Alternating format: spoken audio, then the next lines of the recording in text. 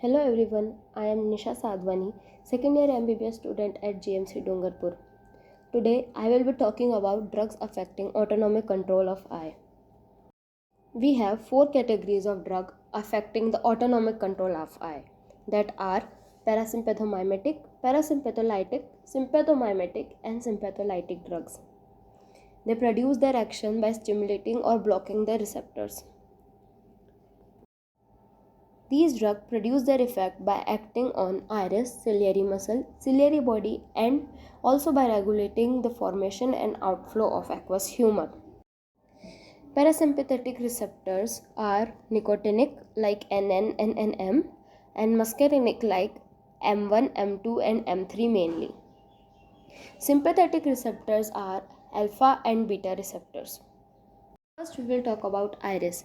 Iris have two type of muscles, and by contraction of dilation of which the diameter of pupil is affected.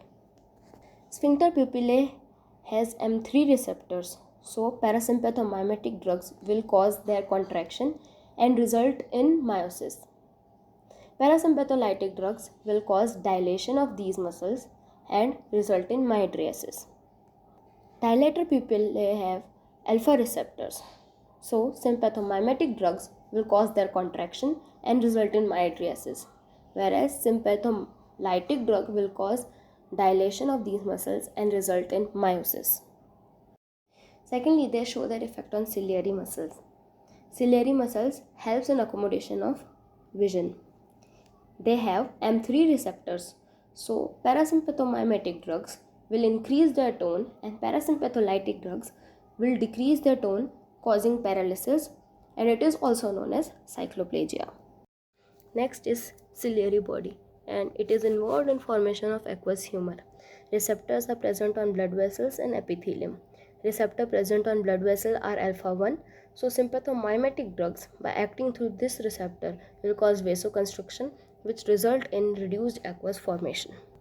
And receptors present on epithelium are alpha 2 and beta 2. So sympathomimetic drugs by acting through alpha 2 receptor, which act as a brake for release of neurotransmitter in synapse, will cause reduced secretion of aqueous humor. And sympatholytic drugs by acting through beta 2 receptor will downregulate the enzyme, causing decrease in CAMP, which result in decreased secretion of aqueous humor. And decrease in secretion or formation of aqueous humor results in decrease in intraocular tension. These drugs also act by regulating aqueous humor outflow. Sympathomimetic and parasympathomimetic increases the outflow. Hence, they also result in reducing intraocular tension.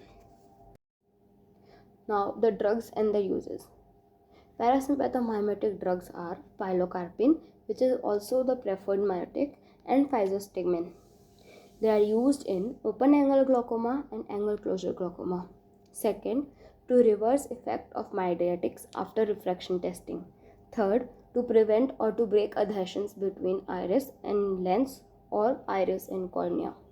Parasympatholytic drugs are atropine, cyclopentolate, homatropine, and tropicamide.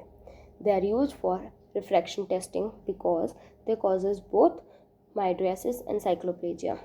Tropicamide is used in adults and atropine is used in children because of their high ciliary muscle tone.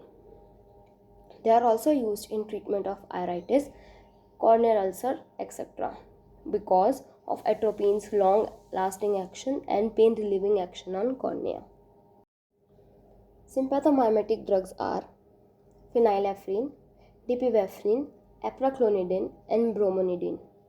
They are used for fundoscopy because they does not cause cycloplegia, which is not needed, and the drug used is phenylephrine. They are also used in treatment of glaucoma. Sympatholytic drugs are mainly the beta blockers, which are timolol, betaxolol, levobunolol. They are used in treatment of chronic simple or wide angle glaucoma and as an adjuvant in angle closure glaucoma. Now, the side effects associated with these drugs. First, with parasympathomimetic drugs side effects are diminution of vision, spasm of accommodation, brow pain, nausea, diarrhea, sweating, and bronchospasm. Now, parasympatholytic drugs. If these drugs are used for fundoscopy in elderly, they may increase the risk of aggravating or precipitating glaucoma. With sympathomimetic drugs, the side effects associated are ocular burning, which is specially seen with dipivefrin, itching, lid dermatitis, eyelid retraction, dryness of mouth and nose. These are seen especially with apraclonidine, and the side effects specially seen with brimonidine are allergic conjunctivitis and CNS depression in children because they are more lipophilic and can cross blood-brain barrier. Ocular side effects seen with sympatholytic drugs are stinging, redness and dryness of eyes, corneal hypoesthesia, allergic blepharoconjunctivitis, and blurred vision. The systemic side effects are seen due to absorption of these drugs through nasolacrimal duct, and the side effects are bronchoconstriction and tachycardia. Now, active meiosis. It is when we give drug directly to increase meiosis. The drugs causing active meiosis are parasympathomimetic drugs. Active mydriasis. It is when we give drug directly to cause mydriasis. Drugs causing active mydriasis are sympathomimetic drugs. Passive meiosis. When we give a drug to reduce mydriasis, which will cause unopposed meiosis. So action which prevailed is meiosis. Drugs causing passive meiosis are sympatholytic drugs.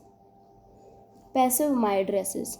It is when we give a drug to reduce meiosis, which result in unopposed mydriasis. So net effective result is mydriasis. Drugs showing this effect is parasympatholytic drugs.